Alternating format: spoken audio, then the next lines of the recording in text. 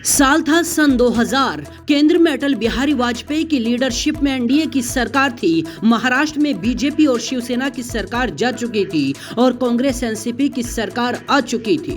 Double engine की सरकार में डिप्टी सीएम और गृह मंत्रालय का प्रभार मिला था शिवसेना के बागी ओबीसी नेता छगन भुजबल को, जिन्होंने शिवसेना से बगावत कर 1991 में कांग्रेस ज्वाइन की थी। कांग्रेस एनसीपी सरकार में शक्तिशाली मंत्रालय संभाल रहे भुजबल को 1997 में शिवसेना से मिला जख्म याद था। कमरे में बंद होकर जान बचाना याद था। अपने गुरु बाल ठाकरे से बदला लेने के लिए भुजबल के पास इससे अच्छा मौका हो ही नहीं सकता था। जो बाल ठाकरे और छगन भुजबल आज सन 2000 में दुश्मनी की दहलीज पर खड़े थे, ये दोनों ही 60 के दशक में बेहद करीबी थे। छगन भुजबल मुंबई की भायखला मंडी में सब्जी बेचा करते थे।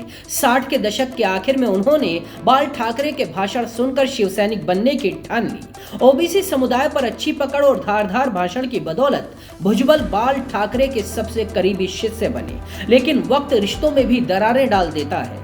दोस्ती खत्म हुई और अब भुजबल अपने ही गुरु के खिलाफ गिरफ्तारी का फैसला सुना रहे थे। ठाकरे पर 1992 के मुंबई दंगों के दौरान सामना अखबार में भड़काऊ संपादकीय लिखने का आरोप था, लेकिन जिन धाराओं के तहत मामला दर्ज हुआ था उसमें गिरफ्तारी के लिए सरकार की अनुमति लेनी जरूरी थी। ठाकरे के खिलाफ दर्ज मामला ठंडे बस्ते में पड़ा था, लेकिन भुजबल ने गृह मंत्री बनने के बाद मामला फिर खोल दिया और मुंबई पुलिस को अनुमति दे दी कि ठाकरे को गिरफ्तार किया जाए। ठाकरे की गिरफ्तारी की तारीख मुकर्रर हुई थी 25 जुलाई सन 2000। ये एक बहुत बड़ा फैसला था। ठाकरे की गिरफ्तारी पर महाराष्ट्र भर में शिवसैनिकों से हिंसक प्रतिक्रिया आ सकती थी, फिर से दंगे हो सकते थे, लेकिन भुजबल अपने फैसले पर अडिग थे। उन्होंने हर हाल में ठाकरे को गिरफ्तार करने का फैसला सुनाया था। 25 जुलाई सन 2000 के दिन ही करीब 500 पुलिस कर्मियों की एक टीम बांद्रा में मातोश्री बंगले पर पहुंची और वहां से बाल ठाकरे को लेकर पहले दादर में मेयर निवास पर पहुंची। मेयर निवास पर ही ठाकरे की औपचारिक तौर पर गिरफ्तारी हुई, जिसके बाद पुलिस की टीम उन्हें लेकर भोईवाड़ा कोर्ट चली गई। कोर्ट में तनाव भरे माहौल में सुनवाई शुरू हुई, लेकिन जज साहब ने ठाकरे के खिलाफ के मामले को हमेशा के लिए ये कहते हुए बंद कर दिया कि अपराध के जांच की समय सीमा खत्म हो चुकी है। अदालती कार्रवाई खत्म होते ही बाल ठाकरे अदालत से बाहर निकले और 2 उंगलियां दिखाते हुए शिव सैनिकों को संदेश दिया कि उनकी जीत हुई है। ठाकरे गिरफ्तारी के कुछ मिनटों बाद भले ही रिहा हो गए थे, लेकिन भुजबल के मन में बीते 3 साल से जल रही बदले की आग इसके बाद शांत हो गई।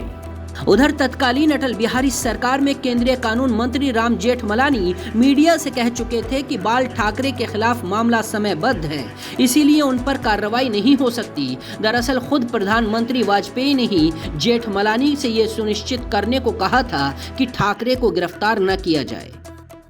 21 जुलाई 2000 को बाल ठाकरे के मामले में सुनवाई के दौरान अटॉर्नी जनरल सोली सोराब जी ने जेठमलानी के बयान पर कहा था, ये दुखद है कैबिनेट मंत्रियों द्वारा टिप्पणी की जाती है, जबकि आयोग की रिपोर्ट को लागू करने की मांग करने वाली एक याचिका देश के उच्चतम न्यायालय के समक्ष लंबित है। इस पर राम जेठमलानी ने भी जवाब दिया था और कहा था, विद्वान मुख्य न्यायाधीश को कम से कम ये एहसास होना चाहिए कि वो एक ऐसे मंत्री के बारे में बात कर रहे हैं जो कानून अच्छी तरह से जानता है। राम जेठमलानी की इसी टिप्पणी के तुरंत बाद उनके पास तत्कालीन विदेश मंत्री जसवंत सिंह का फोन आया। उन्होंने जेठमलानी को बताया कि प्रधानमंत्री वाजपेयी चाहते हैं कि वो इस्तीफा दे दे। जेठमलानी ने इस्तीफा दे दिया और उनकी जगह अरुण जेटली को कानून मंत्री बना दिया गया। इसके बाद नाराज जेठमलानी ने किताब लिखी, जिसमें उन्होंने सोराब जी और मुख्य न्यायाधीश आनंद के खिलाफ कई आरोप लगाए थे। दूसरी तरफ साल 2008 में भुजबल और ठाकरे में सुलह हो गई। भुजबल ने ठाकरे के खिलाफ कुछ मानहानि के मामले दायर किए थे, जो ठाकरे की गिरती सेहत को देखकर उन्होंने वापस ले लिए। अपने निधन के कुछ वक्त पहले ठाकरे ने भुजबल को परिवार समेत अपने घर खाने पर भी बुलाया था और बाद में वही भुजबल उद्धव ठाकरे की सरकार में मंत्री भी बने, जिन्होंने उनके पिता को गिरफ्तार कराया था। बाकी खबरों के लिए भी देखते रहिए जनसत्ता.com।